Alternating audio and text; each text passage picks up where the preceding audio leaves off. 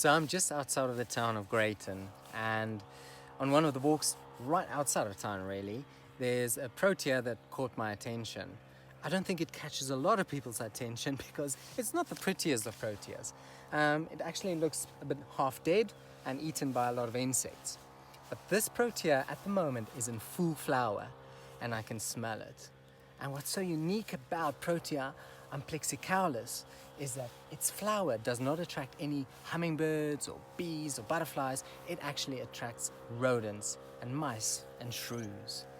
And they come and pollinate this flower mostly during night time.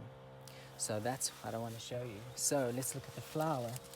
It's gorgeous flower hidden away in the undershrub, and you lift it up, you have this velvet chocolatey outside with a vanilla, almost ivory color inside, and smells strong scent of yeast to it.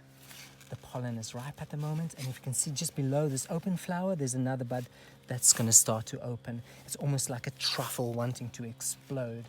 Now this plant also has old buds here, like I said, from a year, even 2 years ago.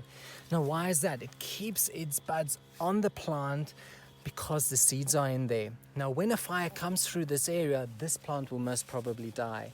But then those seeds are spread out and shot out of the plant, and then they will germinate quite easily.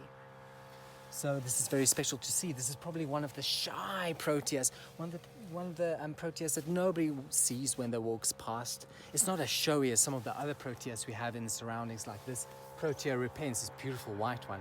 This one is shouting to all the birds and the bees, come and pollinate me, and it's full of sugar at the moment. While this one is probably the most amazing one, hidden away, its own little world.